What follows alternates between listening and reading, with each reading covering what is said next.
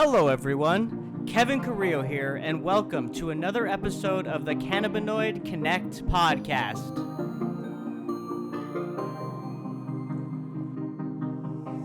My guest today is Guy Rocourt, President and Chief Product Officer at Papa Barkley.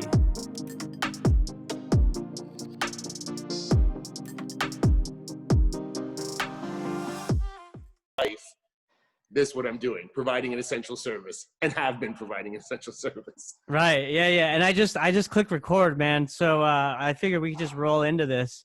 And you're absolutely right. So I did the same thing before I knew that I had a lot of podcasts lined up this month, and I specifically took off yesterday, election day, and then the day before. So those hearing this are probably going to hear it probably maybe a week later or so, this episode.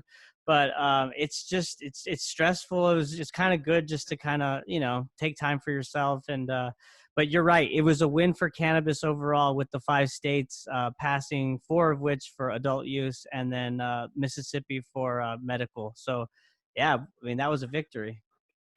Yeah, so for me, it's like with times being stressful, I've just recently taken the mantle of president here at Papa Barkley. So in addition to my just product duties, being in the presidency, being in the co-founder seat, one of the things I know from my military experience is that as a leader, you want to show up as your best all the time, because all eyes are on you.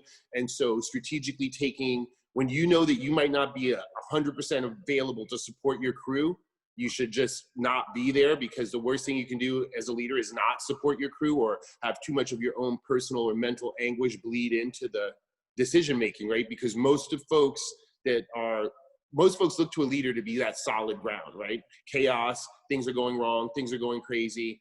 You're there, you're solid. And as far as the company goes, you're keeping us on mission, right? So for me now, our mission to unlock the power of the plant to improve people's lives is mission 1 every day. And when we show up, things are constantly going wrong. Like, we just got packaging from China for some reason. The compliant verb is, 1/8 of an inch too small.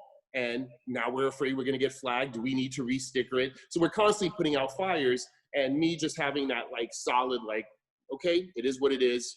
Solve and move on, solve and move on. If I'm not ready to do that every day, I just kind of recuse myself. It's not often, but with the election, there was definitely a little bit of, tension in the household, uncertainty, that kind of thing. Yeah, no, I mean, and it's so important, that mental fortitude that you talked about. I mean, especially as a leader, right? It's just, the way you carry yourself, the way you conduct yourself, especially in times of panic and chaos, you got to be kind of that reaffirming figure where people look to and have confidence in, so that's good, and that's understandable. And so I want to talk first about your background, Guy, and allow people to understand who you are. So before we do that, for those listening, we have Guy Rocourt on the episode today, and he's the President and Chief Product Officer at Papa Barkley. And so, Guy, you mentioned, you're a Navy veteran, so I want to talk about that. But then also, I know that you were a caretaker of Montel Williams as he's battled MS. I mean, that was for many years. So let's talk a little bit about that, and then how you've kind of used and like you said, unlocked the power of the cannabis plant in your daily work and what you do. Sure. Look, so I'm originally from New York City. And, my parents are Haitian immigrants. And so I'm that classic, first generation American New Yorker on the hustle. And early on, I realized that I need to provide opportunities for myself in this, in pursuit of the American dream. And it was very intuitive to me back then to be very patriotic. I joined the military right out of high school. The day I graduated, my recruiter had a limo for myself and some other shipmates, and we went to NTSC San Diego. And I started my adult life getting woken up at 3 a.m. in San Diego, which, by the way, is freezing cold for those of you who don't know. At 3 a.m, very desert cold weather. It's like I'm still remembering it like it was today. After the military, I did get an ROTC scholarship.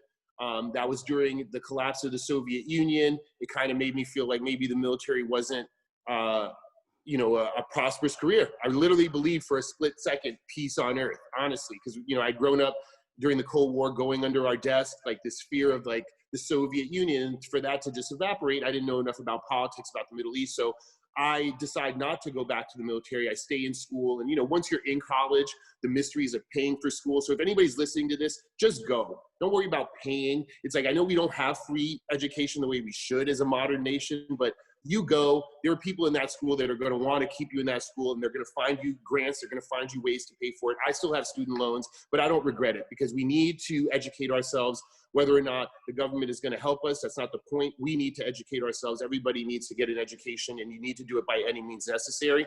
And so I lucked out being forced through the military into the educational process, and was able to, I attended Rochester Institute of Technology. I started as a physics major, thinking I'd go back nuke power, ended up in filmmaking. Okay, so I go back to New York. Luckily, again, I've been very lucky in my life with timing. It's right around what they call the low budget revolution, where film is starting to give way to video and production is just cheaper. So a lot of low budget projects, a young person like myself finds lots of opportunity outside of quote Hollywood, because we're starting to really shoot film in New York. After a while, I get into the DGA, get, just into it, right? Doing this thing. I meet Montel. Here's a person I have a lot in common with, because he was in the military, all these different synergies. So I do a movie for him that I actually passed on. A lot of people don't know that when I first interviewed, I was like, nah, there's a couple things that I didn't see that were right and didn't seem like the right stepping stone for my career, but turns out was a pivotal time. I stayed on with Montel long after, first doing some post-production supervising on the movie. Then eventually we started doing advocacy work. And on the movie, he came out with his MS because oh, go ahead, I'm sorry. No, you're fine. I might pause you from time to time just to kind of explore different things. So when you first met Montel, it wasn't in the capacity of being his caretaker. It was actually involved in on the film side, the production side. And then when you talk about advocacy, that is where I guess you guys kind of talked and agreed that cannabis was a great remedy for certain ailments, or how did that happen? Oh, sure. So I'm working, yeah, I can tell you this story. It's an amazing one. I'm working with Montel. I'm a first assistant director at this time. And so he's the director of this movie. He had done it for his wife, which, is also interesting, like for you to make a movie, self-produced and all that. But we're working on this film. It's great. At the time, all the unions have low budget agreements in terms of like, okay, you can have a union crew and pay them less because under this low budget agreement, but you have to submit your budget. Well, as it turns out, we're shooting on a soundstage. It's a makeshift theater. It has no air conditioning. And those of you who don't know about MS, and most autoimmune diseases are very temperature sensitive. So we're in this hot shooting space, and his MS is flaring up. Nobody knows at this point, ever, at all. I get brought in and told by the producers and Montel, hey, Montel's been diagnosed with MS, and this shooting schedule is too much for him. And I'm like, well, we're on a 28-day shooting schedule. If I change it, it's going to unravel a lot of stuff, right? And I need this, we built sets here. So the decision is made to spend 50 or 60 grand on a big, gigantic air conditioner, outdoor portable air conditioner. Well, my electric crew notices this. They freak out. They end up walking on because they think we've broken the agreement. Needless to say, we finished this movie. At this point now, Montel and I are friends, right? We know each other. I've also at this point know that he's using cannabis. I'm going into the city, as it were. I'm already caretaking. This is now back. Just to give you guys a sense of time, this is 1997-ish, right? Okay. So it's before anything in California. California is just starting to think about doing something, right? And so that starts our advocacy relationship. Cannabis is in his life. And, Montel comes out with a book, I think in 1998, that starts with, in the eyes of the law, I'm a criminal. Because at this point we are in New York, we're traveling the world doing advocacy, but really with flowers that are gotten from the traditional market. So my caretaking really doesn't start till I get a job at Paramount here in California in about 2000. And of course, I immediately get my card. People are like, oh, you're signing up, you're putting your name on the list. I was like, for cannabis? Hell yeah, right? And so now I of course, have been lucky not to have been a patient. And so Montel actually signed up as his caregiver. We went to a few early dispensaries like the Yellow House and so on in Los Angeles back in early 2000. And then, I saw my first grow on Victoria Island with Adam's my current partner, with Montel. in Victoria Island, we got invited by this group to come to Vancouver and see what they were doing. Vancouver is very much like early Los Angeles, or it still is. And, obviously Canada's done their thing. So yeah, that's the story of how I became Montel's caregiver, just very organically. We did not meet on that purpose, but we did have a lot in common with our naval experience. He was on submarines, I was on submarines, little things like that just kind of bonded us early on. Wow. Yeah. And you could tell that bond is carried through, because I recently watched the episode with you and him on Let's Be Blunt. And if anybody listening is, if you want another great source for content for cannabis, it's Montel's channel, Let's Be Blunt. He's got a lot of great guests and whatnot. So yeah, one of the funny things on that show, I realized talking to Montel, it's like, we often talk in business now, work product, right? What is work product? And we have tons of meetings where we sit around and we strategize and we think about things, and then we take those notes, and that's work product. It's like, oh, here we talked about this and we kind of fleshed this out, and this is what we want to do. Well, Montel and I had solid 15 years of just dialoguing and dreaming the dream that we're actually living right now. And when I started my first company in Colorado, I actually got those investment partners through Montel. Now, because of his celebrity, he was not ready to jump into the foray at 2011, 2012 in the same way that he is now. And then by the time I started Papa Barkley, I had that choice, and it was like a brotherly choice. I could jump in with Montel, but we're like brothers at this point, or I could do my own thing. And it was time for me to do my own thing. Right. And so partnering with Adam and Ellie and Scott, the co-founders here at Papa Barkley, we went out and did our dog and pony show and raised money for Papa Barkley. And I love saying this, before adult use was on the ballot. It's super critical, because in Colorado, my first partners, yes, they gave me money, but they weren't cannabis advocates. Whereas this nexus of money, or the first tranche of money that started Papa Barkley, they all knew that we didn't have a licensing scheme in California. They all knew that we were pushing for the medical advancement of cannabis and then eventually the adult use of cannabis, but it was not on the ballot. And it was after we raised our money in the summer that it officially became on the ballot. And then, of course, in the fall of 2016, it passed. And then in 2017, we had a choice to make, because by 2017, we were already deployed in some 600 dispensaries here, but hardly any of them were licensed. And at 2017, I had a lawyer friend, Paul Gallegos here in Humboldt, tell me, well, you've been advocating for so long for rules and regulations for cannabis. Now that we have them, if you don't abide by them, who will? And I was like, touche. And we dropped from 600 dispensaries to 90 dispensaries. Our revenue plummeted. But guess what? It came back within a year, and it came back in a way that gave us a seat at the table in Sacramento. So when folks were like, oh, I'm not sure about 64, I was sure then, and I'm really sure now, because the difference between now and the traditional market is I've paid a gajillion dollars in taxes and expect my voice to be heard in Sacramento. And we already see the governor doing that. The moves last Tuesday and the moves that have been talked about going forward in terms of cleaning up and streamlining our cannabis process here in California is really exciting. Was there any opportunity when you were approached by the local government, because you had been, operating and thinking about this even before it was passed, right? The legislation. Was there any kind of reaching across the aisle to kind of work on policies and legislation together, or was it just kind of like they came to you and said, follow our protocols? You've been around it long enough to know, now that legislation is in place. What was their viewpoint?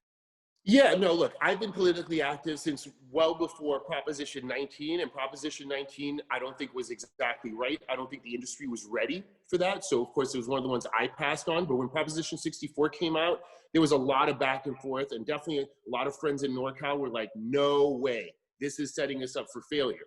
But at that time, I had already seen what had happened in Colorado. In Colorado, with the MED, it's such an awful system to give cops more authority over cannabis. It's like, no, something went wrong. And it was really just an enforcement scheme and not a customer safety scheme in Colorado. And so seeing how bad it went there, but also seeing the good side of, but you now can talk.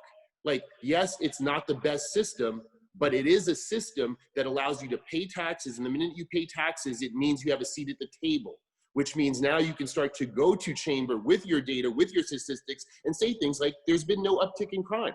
I paid this much in taxes. This is not correct, and it has shown no damage, and I can show you the data. Please repeal this law, or please amend this. And with 64 going into it, there was a litany of things that folks were like, this is wrong. I was like, that's cool, but right now everything is wrong. So let's fix what we can. Let's get our seat at the table and let's move forward. So yes, I think Sacramento was interested in hearing what professionals had to say, but I think most of the original laws were all CYA. They were all designed to make sure that the state would not get any blowback for something going wrong in the industry, you know, to almost to a flaw. Mm-hmm. And since then, okay, that was Prop 64, 2016. So fast forward 4 years later, has it gotten better? Has it gotten worse? It's gotten a lot better. And not only has it gotten a lot better, I think I, as a manufacturer, have seen many, many silver linings, right? Because there's a lot, it could have been a lot worse. Now we know that, and it's getting better. So when I say it could have been a lot worse, one of the things that we didn't realize was that in the chaos and the ambiguity and the kind of arm's reach that Sacramento was taking with the industry, they didn't put in some things that were already in other industries. So for instance, our facilities here, we got to kind of back into building them, right? We got to kind of transfer from the traditional market to the real market in our facilities, in our grows, in a very organic way as laws and regulations kept coming down the pike. I firmly expect that my facility will eventually have to be GMP, but it doesn't have to be now. And I think that if I had started a beer, like let's say I took the same investment dollars and I wanted to start a brewery. Well, there's a whole lot of rules and regulations for breweries that I'd have to get on before I even sold one product. They did not do that for us in cannabis. They allowed it to come in waves. So it meant I was in market in 2016 in the traditional market, stayed in market, and have continued to be able to stay in market. Now, some people have fallen off, and honestly, I think it's on them for not paying attention. You see testing coming down 6 months. Start testing your product with the new protocol. Start fixing it. Don't wait till the testing implementation happens. Don't wait till the packaging implementation happens, and then you fail, and then have, you know, downtime. You could be playing along, you know? Well, I mean, yeah, I agree completely, right? As a business owner, you got to kind of be aware of all those ever evolving and changing variables. But to play devil's advocate, how well is the communication, you know, from the local governments to the actual business owners when it comes to those different regulations and testing protocols? Is it on the business owner to go to those sites and look it up, or is it effectively communicated? Yeah, no, it's a fair point. Effective would be maybe too generous. It's communicated. It's there. You can go to the BCC website. You can dig in. You can call the BCC and often get no real answer. You know, I also think they took way too long to staff up, especially, so state-wise, it's It's like medium. I give it a B. Local-wise, some municipalities, like let's say here in Humboldt, B+A, LA, F. Like the city of Los Angeles and the DC are F. It's like you have the largest consumer base, right? Everybody's trying to access this, and you jammed up licensing A, doing the city of Los Angeles a disservice. We do have a facility in the city of Los Angeles because we started early, right? We did incorporate in 2015. Okay, and so that's one of the requirements for the early processing. But as we now are looking for a bigger facility, I'm not going to deal with the DCO. I'm going to go to Van Nuys. I'm going to go to Commerce. I'm going to go to Bell and take that money elsewhere. And guess what? I'm still going to get to deliver throughout the Southland, right? Our distribution is specifically in Los Angeles as that hub for LA. So some of them did good. Some of them did worse than others. By and large, it is getting better. I think all municipalities are seeing the cannabis dollar. This is, you know, for some folks, I don't think this is about, oh, we now believe that cannabis is efficacious or essential. It's like, oh, you paid me a bunch of money in tax dollars, and now we're business partners, right? And there is no question that cannabis, the industry, is a business partner to this state, and it's just the tip of the iceberg. We all know that we have not unlocked the potential of sales and economics in this business. I didn't have the opportunity, but my partner Adam did have a meeting with Fiona Ma, and like, look, we know basic economics 101. You give us a little bit of a tax break, we sell more products, we all end up making more money, right? The reason why that wasn't done is because there's still this moral stigma as if this is a nefarious industry, more nefarious than cigarettes or alcohol. My thing has always been tax and regulate like alcohol. I'm not a prohibitionist. I want fairness, equal, right? So yeah, if alcohol can be this way, we should be this way, and therefore we should be that big. I'm not saying there should be a dispensary on every corner like there are liquor stores in certain neighborhoods, but I think we can allow this industry to grow a little bit. And I think that conversation is being had right now, where it would not have been able to be had had we not had some legitimate framework to grow on. hmm And your point about the stigma. I mean, it's well founded in that. Like, that's the mission of this podcast, right? Is to educate and inform the public regarding the benefits of the cannabis plant as it relates to medicinal or therapeutic or even economical when it comes to industrial hemp, right? And having experts like you really help with telling that narrative. But the stigma, I feel like, is, at least from the public sphere, it's kind of diminishing, right? I mean, we're seeing more public support than ever. It's just, I think, the stigma comes from the federal listing, which it being a Schedule 1 narcotic, and specifically THC, right? So what are your viewpoints on, like, do you think that public popularity is growing? Is it kind of at a standstill? What do you think? So it's definitely growing, and it's growing organically like a weed. I've been in this game long enough, and the thing about cannabis is it's hard to walk back, right? So people have this, let's say that they have a misconception, and if you touch them with cannabis, it changes them, and there's no need to go back because there was never any truth to all the things that have been used to discredit cannabis. That's just the reality, right? There have been no overdoses, so nobody really has an overdose on them, right? Somebody could say that or believe that cannabis is that nefarious, but they've never experienced it. And every time we touch one person, they're like, oh, this is the truth, and that's it. But the interesting thing about cannabis is most people who are touched by it, especially those like of the greatest generation and the boomers and stuff, usually it's life-changing, right? Our product specifically, we like to say we own the first cannabis conversation. Many of these users, not only do they have the actual benefits of the product, they tend to have a placebo effect, which is life-changing, miraculous. And when you give somebody a small miracle, they want to tell everybody. So what's happened recently with adult use especially is now I feel like the velocity is growing exponentially because folks are using these products. They're getting life-changing effects, and now they have to tell all their friends, right? So for instance, in my gym, randomly, there's an older woman. I work out there. She's like, "Oh, you're in the, I'm interested in this cannabis thing." First thing I say to her, I'm like, "Start taking CBD regularly as a analgesic that you take every night, okay? And then use this in place of your ibuprofen." She was taking about 800 milligrams of ibuprofen every day because she's been a horse trainer and she's got like compacted back. A month later, she comes, she's like, "Oh my God, my whole life has changed since I started using your products," and just goes down what we call the Papa Barkley funnel, where all the expected things happen. Because she got rid of the ibuprofen, immediately her digestive processes and things that ibuprofen and those kinds of drugs inhibit, especially in long-term use, start to clear up. The CBD starts to systemically lower her inflammation throughout her body, so she has more mobility, and then she's managing her pain, her acute pain, with the THC tincture. It's a totally different profile than what she was on before, and now she comes to me ecstatic and has told everybody in her equestrian troop. And of course, where we were in LA, this is like 2 years ago, all her equestrian troop are all like super high powered, expensive people that now are also parroting that, right? That's what's happening in cannabis, is that we're making advocates to get such acute change that they need to tell all their friends in demographics that normally would not have accessed cannabis. Yeah, there's no doubt about that, right? And I love Papa and Barkley's approach when you talk about own the first cannabis conversation. So, giving that person who has those acute ailments or pains, right, that so that they can truly see how the plant can help them, right, whether it be CBD or THC or what have you, and that's evident. But there's also this growing demographic of people who are kind of turned off by CBD or these products, or specifically CBD, because the efficacy of the product isn't there, right? Because there's a lot of snake oil, or there's fraud that's going on. I think I had a guest on who actually talked about polling products through Amazon, and like 80% came back that had no THC in them at all.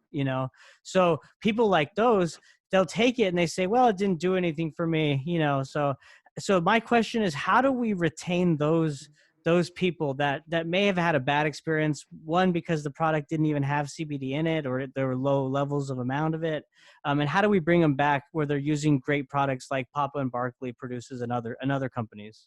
Yeah, that's a great question, and it's something that I focus on, and I thank you for bringing it up. I've often said that the greatest threat to the cannabis industry is the national CBD industry, because it's setting us up for failure. And that's why I take issue with companies like Garden of Life that feel that they can say THC free and demonize the cannabinoid. I don't believe in CBD companies. There are cannabis companies like ours that are trying to provide safe access wherever they can. And since the feds have deigned that we can put CBD out there with less than 0.3% THC, we do.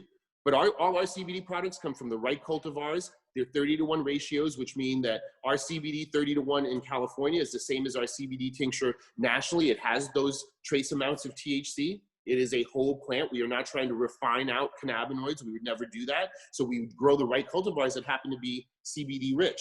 But the threat becomes that people are saying that CBD can do things that it cannot. And more importantly, CBD, like for instance, Epidiolex, where they use the distillate in high amounts, already can start to show, like any single source active pharmaceutical ingredient, without the natural casing the way nature intended, can start to have liver damage or toxicity issues, right? So whenever we have a single source API in high doses, toxicity issues are a thing. Whereas whole plant medicine, with those same efficacious values, yes, you have to take more of them, but they're buffered by the plant medicine and you don't have the same toxicity issues. So now enter the CBD market, which is drafting off of our plant-based medicine, things we grew in garages and made in our kitchens over the last 6 decades, right? Now CBD is trying to capitalize on that, putting the leaf on, but they're using distillate type products. And now we have either no efficacy, kind of weird efficacy, toxicity issues, and then wildish claims of what this particular API can do. It's not right.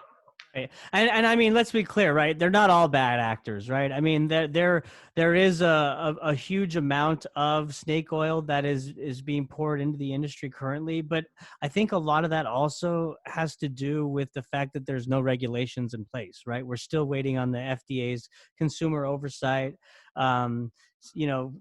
Basically categorizing CBD as a dietary supplement, and once that happens, these bad actors will kind of hopefully be slowly kind of removed from this process. But until that happens, it's the wild, wild west, it's unfortunate, to say Yeah, that. no, agreed. And look, yeah, for sure, Charlotte's Web, there's been some folks that have been doing it for a while, some folks that understand whole plant medicine, and there are good products. But look, I still take issue. Like, so for instance, we're not on Amazon because we make CBD products.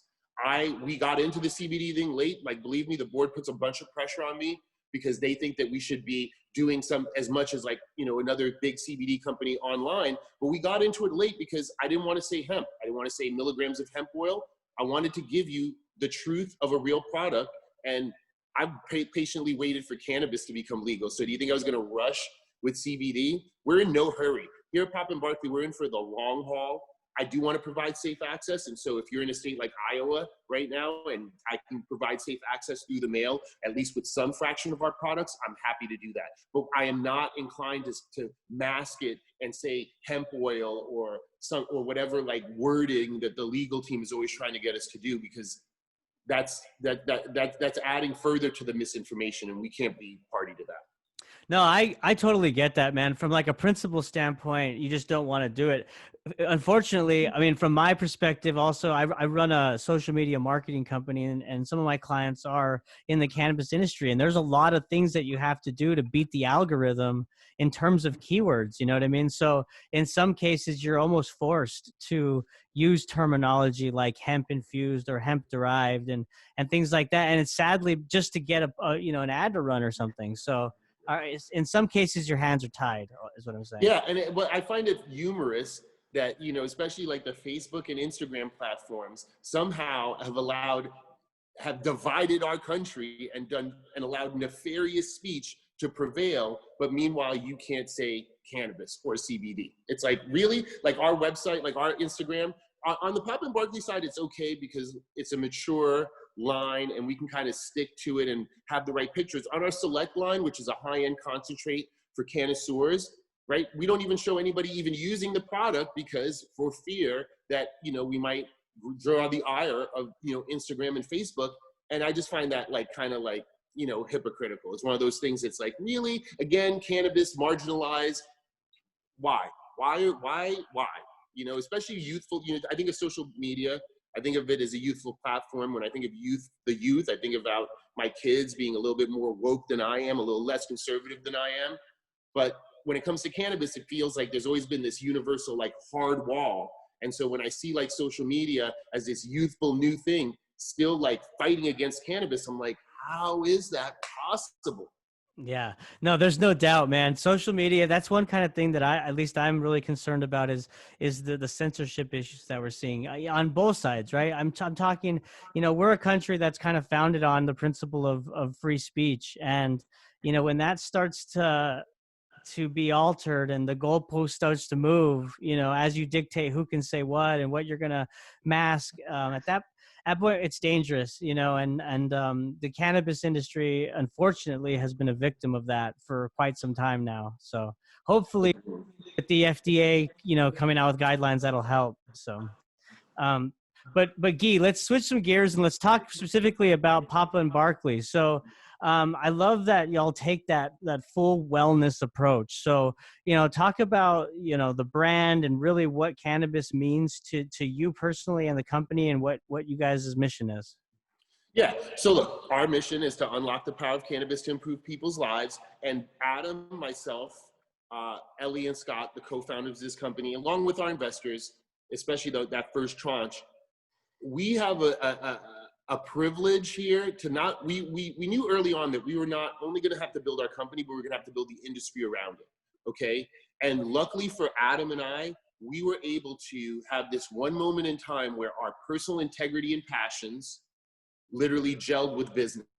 Because sometimes it's hard to have your integrity and your business not clash, right? But we were determined to make it happen. When we sold this to our investors, we were like, making money is gonna happen. This industry is gonna blow up. As long as we operationally execute, the floor is rising under us. That's the truth. Let me be clear. We've done some great things here, but if I was in a fashion, if I was in beverages, if I was in cars, those are saturated markets. Like Elon Musk came into a saturated market. Yeah, novel product, but car making is hard because there's a ton of car makers. Cannabis is new.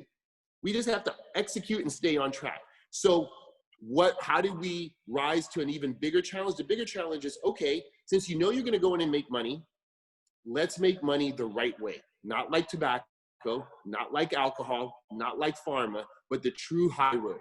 For me as a cannabis advocate, we are part of a larger green movement, right? So for us, best in class means if we know there's a better way, we have to do it, right? So if we know that our packaging is not sustainable, it needs to be switched. If we know that there's a way to do our infusions or make our products with less chemicals or no chemicals, which is our mandate, we're gonna do that, right? If there's a way that we can help our partners during the fires, during the protests when people got damaged or when their dispensaries got damaged, we're gonna do that. We're gonna take every opportunity to be our best selves as a company, just like we are individuals. That is not always afforded people in business. It really isn't. But for us, we saw that as part of this opportunity in this emerging market, to be that example of a company, and not only a company, but a cannabis company, and how cannabis companies can be. And I feel like we're meeting with success because this company, this industry looks at your packaging, looks under the hood, asks questions. And if you do something like, we had a MediThrive dispensary here in California where one of their principals posted something and they got thrown over the coals. We had another lady that had a tincture thing where she said something to somebody and like it just viral. And like this industry claps back because we're holding all of ourselves to a different standard. Back in the traditional market, we started self-regulating and testing well before anybody asked us. And so for Papa and Barkley, we're going to do what's right well before we're asked. We're building GMP facility because we know it's coming, but also because it's right. We provide an over-the-counter drug. We provide something that people eat and consume. So if we know that there are higher safety standards, better ways of doing SOPs to ensure customer safety, we're going to do that. We've learned in manufacturing that making 100 products, you don't make a mistake. Making 1,000 products, you might not make a mistake. When you start running $10,000 run tincture lines, yeah, tight GMP-like SOPs prevent you accidentally sending something out bad. And that's our responsibility, not only to our company and our customers, but to the industry, because there are still a lot of haters out there, and we can't afford for them to say anything untoward about our industry. So the integrity in the way we carry ourselves, our adhering to compliance. I don't like being compliant. I don't believe that we should be, held to this, seed to sale thing as if we're creating the most nefarious drug, but we do it because we know that the way we carry ourselves now sets the tone for this industry going forward. The greener we are now, the more chance that when we are a $1 billion industry or a $1 billion brand, a $1 trillion industry lobbying in the halls of Washington and Sacramento, that our voice is coming from a different place, one of sustainability, one of service, and not one of just make it easier for me so I can make more money, right? It's a whole different mindset for us. Yeah, no, and it's a great mindset to have, that best in class mindset. And like you said, if there's a way to do it better, you figure it out and you do it, because you're setting yourself to that standard, and you gotta walk the walk if you're gonna talk the talk, right? Yeah. So I get that tone from you, and I think that's great. You mentioned, and you got to be best in class all the way around, right? On the outside and the inside. So if I were to, look under the hood, as you put it, let's talk about your company's, or Papa Barkley's unique solventless whole plant infusion process. So how is that a differentiator among other companies, and what does that process look like? Yeah. So for us, we did, it's funny, when adult use first started in Colorado, my first notion was to get all the toys that I had been prohibited from getting, from short pad distillation machines to rotovaps. As a product maker, I was excited. But interestingly enough, after a few years and then starting Papa Barkley, coming full circle, one, our origin story where Adam made the product for his dad using a crock pot in the solventless method. Of course, my first notion was we'll just use a traditional extract in there. It was not the same product. So right early on, we realized just from anecdotal evidence that the green material in our balm, that true whole plant. So for us, whole plant means soaking not just the cannabinoids, not just the terpenes, but some of the green chlorophyll material, some of the plant fats, some of the phytonutrients. Those definitely have a different effect on your skin, and ultimately our tinctures are the same way. So those decisions early on were made for an efficacy reason, but then we started down this line. At that time, we were still making a vape pen, because that's what I started in Colorado. So Papa Barkley had a vape pen that was light hydrocarbon, right? Because that's what I was skilled at. But then all of a sudden we had this choice. We were like, one, it was hard for us to have two voices, adult use in terms of the vape pen and our wellness line. So we said, let's just focus on the wellness line first, and then we'll come back on our adult use line, right? So we start down this wellness track, and I realized that, we don't need to use chemicals, right? It can be clean. And then I just keep saying, let's put that as a bar. And then at one point we're like, can we really make our company guidelines and our brand identity be solventless, chemical-free, tox-free? And then we kind of look around the room, and at that point we had just partnered with Mana Molecular, and they were using our rosin, a keef rosin, to do the patches, which was like our most scientific product. And we're like, well, if we can do patches with rosin, why would we use distillate? And we're like, yeah, let's do it. Let's take that road. And then of course we were just gotten our facility here in Humboldt and access to sun grown. And then I realized the thing about abundance. I was like, we keep looking at extraction rates like as if, there's scarcity, because that's where we come from, scarcity. But we're going into abundance, right? And so when I think about even our concentrates, I could give you Tang because you're going to the moon, but if you're right here on Earth, I can give you fresh squeezed orange juice. Shouldn't we all just have pure trichomes? Do they really need to be chemically taken out because I get a 20% extraction rate?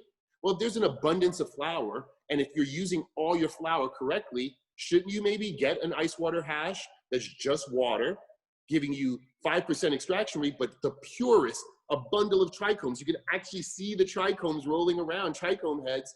That's the purest. That's going to be the high bar. That's what we started the Select line with. And I could go on and on and on.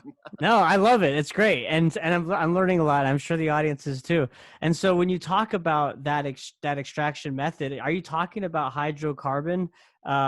Is that the extraction method you use to kind of really get all those trichomes and make sure that? Oh, no. So light hydrocarbon is a fancy word for BHO. right? Using propane and hexane. We do not use that. That was my background, and it's the most, you get a 20% extraction rate. You literally melt all the oil off.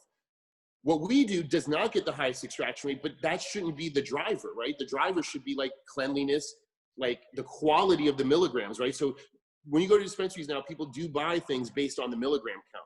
We're now launching a campaign that not all milligrams are created equal. It's like, sure, if a plant, let's say I grow a bunch of shitty plants and I throw them into a machine and I go through a short path distillation machine, sure, I have a bunch of THCA distillate, but the plants were, you don't know what Mother Earth, how she suffered. Whereas if I give you something solventless, just because it's solventless means it's not refined, which means it had to start at the farm. The farm had to do their job with clean, sustainable, pesticide-free practices so that I could just wash water, ice water over your flowers and give you these concentrates. So our concentrate products, our Papa Select products, when we do 6-star hash, is just ice water. Typically 6-star hash is hard depending on the strain because the trichomes want to bust. So we'll take them and we'll press them into a rosin, just using a little bit of pressure, right?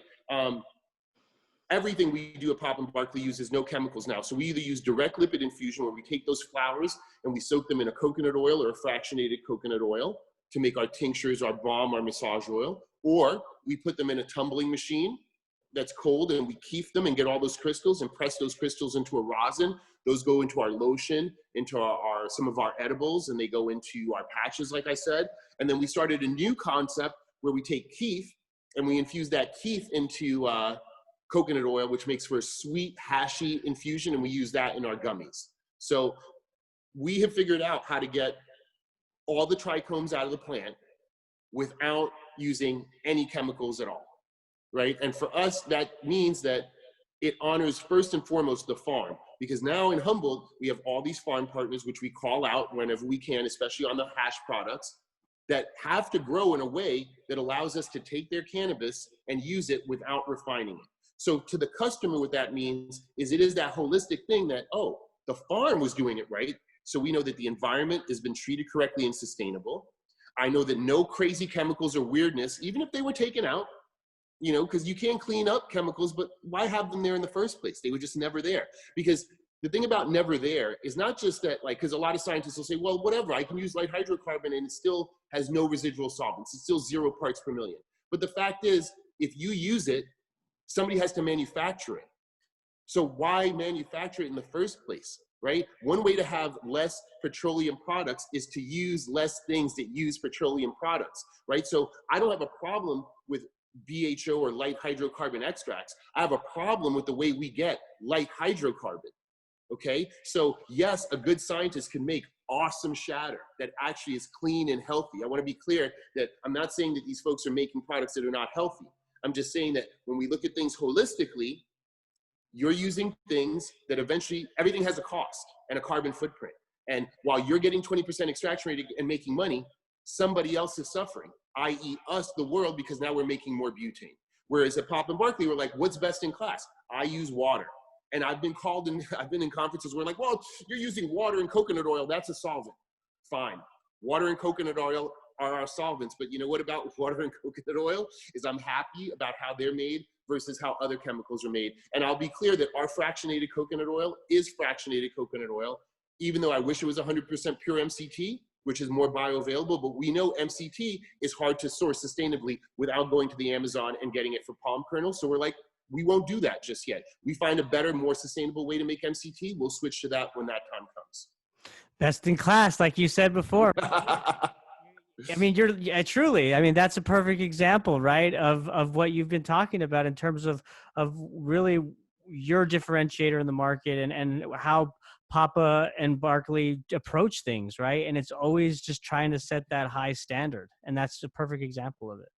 Yeah. And right now, look, we're not getting the full bang for the buck because folks don't naturally get educated. They have to learn. You have to get hype around the education. So this year, we're finally hopefully going to do our first independent review board study on our balm. We've done some tests. Dr. Mitch Earlywine's on our scientific advisory board. We do want to. The way I look at product making in Papa and Barkley is if you got super educated on cannabis and you knew what quality cannabis products were, you would find ours, right? And so for us, engaging in science is just about that. If I find something different, I'm just going to change it, right? I just want to know what the real science is.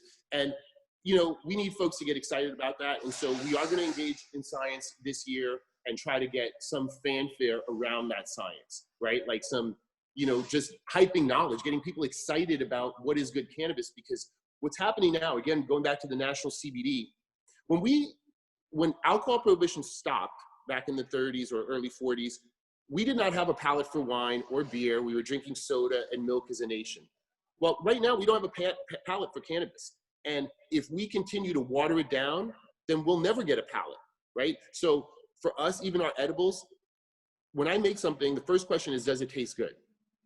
And if the answer is yes, no other questions matter after that. Does it taste like cannabis? Sure, but the first question was, it tasted good. Of course it tastes like cannabis, it's a cannabis product, right? That's the whole point. And so as this industry grows, I think that we're trying to progress to make sure that people don't continue to push cannabis down, whether it's trying to mask the flavor, trying to mask the smell. We need to let it out of the box, let it breathe, right? Let us understand what is cannabis, what is social use of cannabis. Those are all things for us to define, but we need to go boldly without stigma to say, hey, there's nothing to fear here.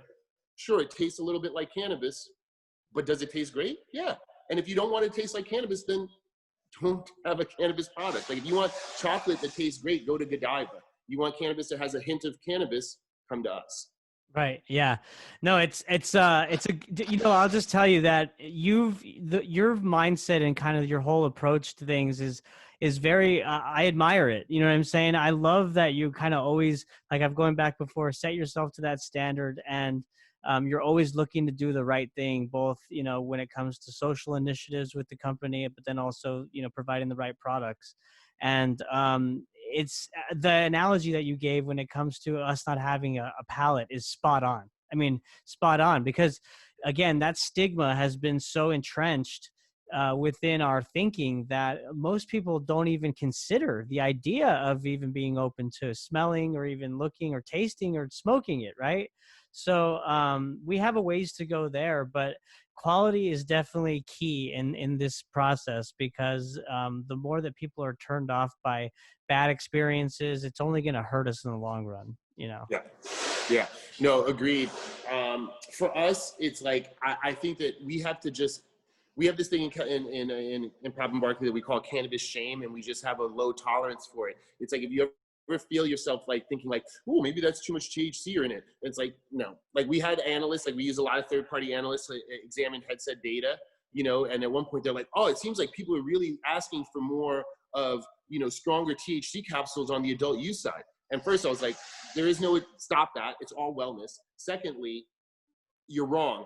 People that need higher and higher doses, especially of THC, stop becoming recreational users and become therapeutic patients. Because if you have an autoimmune disease like MS, like Montel, or Crohn's disease, or lupus, or epilepsy, or psoriatic arthritis, any of those require high doses of THC for pain management, because your tolerance does go up. You need to take it regularly. And most importantly, it does not affect you psychoactively until it's done its job. So when you think about somebody like Montel, right now, when you see him on Blunt Talk or you see him go out on stage, one, has a photographic memory, which I think you need to do to have a talk show host. Many of them, as I've found out, have photographic memories. But this is a person that can eat 2 of those like max power bars for 300 milligrams and will eat them about a half hour before he goes on stage, because it's more important to him that his pain management, and specifically left leg degradation. So quickly, MS Works you get plaques, like scarification on your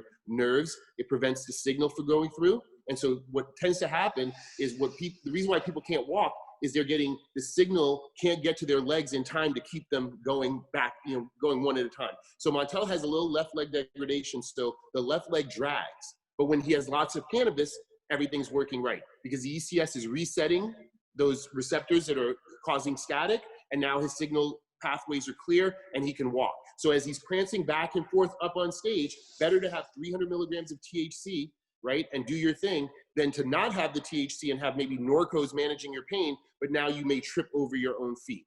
Okay, that's a reality. So these stronger doses, or this uptick in THC that we see on the capsule side and on the tincture side, well, we can't do it on the tinctures. We can only do it on the capsule side in California.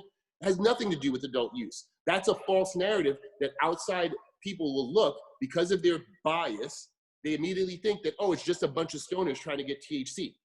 They call them dispensaries till today. By definition, cannabis is always going to be wellness focused. I don't care if you're the dabbiest dab head, hashiest hash head. It's not like alcohol. You know, we're not doing, yes, I get that doing a big dab is the equivalent of doing like a funnel, if you will, on the alcohol side, but it's not. We love making that analogy, but it's not exactly apples to apples. Cannabis is a different substance, and we need to define its social use and define certain ramifications as we build the industry. But you know, it's just that thought perspective, and like that bias sometimes wants to interpret data in a negative way, and we have to sometimes draw that back. Yeah, no, we have a lot to learn still, and the education factor is huge. And you know, when you compare it to alcohol, there is no comparison, right? Because that example you gave of Montel and how his system was resetting because of the cannabinoid, and how it's marrying with the endocannabinoid system, right, in the receptors, and it's helping with that bodily function. It's incredible. I mean, and the endocannabinoid system is so under known, right? It's not commonly known across the board, and so just that mere fact in itself just kind of shows that there is a long way to go when it comes to us learning about how this plant interacts with our body, you know? Yeah. Look, I always say that I look forward to, like, because I'm known for railing against distillate and isolates because they don't honor the farm. They have some other things. But however, they have a place. And I do believe that medical science will start to use these active pharmaceutical APIs of THC, CBD, CBG, whatever, to find miracle-like cocktails as it relates to specifically autoimmune diseases and tumor reduction, because tumors are also a function of autoimmune disease. Your body has decided to do something weird. We now know that the ECS regulates those things, but the ECS newly discovered, for science, newly discovered in the late 90s by Dr. Meshulam, but we haven't really engaged in deep science yet. Even in Israel, as they are the leader, they still have not dove deeply into really understanding how cannabis works to reset the ECS system, and most importantly, how the ECS system regulates all those other neurological functions, so that there's going to be a future, and I think it'll be like a key, like a switch that we'll figure out. And imagine curing autoimmune diseases, which include cancer is an autoimmune disease. It's our body reacting against each other. All forms of arthritis, lupus, Crohn's, MS, epilepsy, Alzheimer's, dementia. It's like, whoa, okay? Here, I'll blow your mind, and I've learned a little bit about MS. So our nerves are coated with this thing called the myelin sheath, right? Which is a fatty substance. We know that cannabinoids love to hang out in fatty substances, okay? The way MS works and a lot of autoimmune diseases is it attacks that myelin sheath, right? Now imagine if you have enough CBD loaded protecting that myelin sheath. That's where Alzheimer, dementia, and other neurological aspects come in, right? So look, again, anybody listening, if you're not taking CBD regularly, regardless of your age, you should start taking it. I think that soon, now that prohibition, and we can actually talk honestly, we're going to start to see evidence that previous generations before the 1800s had actually more cannabis in their diets than we realized, and that therefore everybody was getting a healthy dose of cannabinoids on a regular basis throughout their lives. And now all of a sudden that was cut off for several years, and we see an uptick in certain ailments. I'm just saying, I'm a true believer, I get it. I'm just saying there's a direction, and I'd love science to follow it honestly, as opposed to being prohibited for no apparent reason. Preach, man. I'm telling you, I couldn't agree with you more. And I think what you're speaking to, just to kind of simplify it all, because you've said a lot, is the future of medicine, right? I mean, we're going to really, as like you said, the stigma starts to be removed, and the federal regulations are removed also, that we're going to start to learn a lot more about these cannabinoids and how they're interacting with our ECS, as you put it. And so it's going to be an exciting time, Guy. And I definitely want to have you back on, man, as things develop and progress.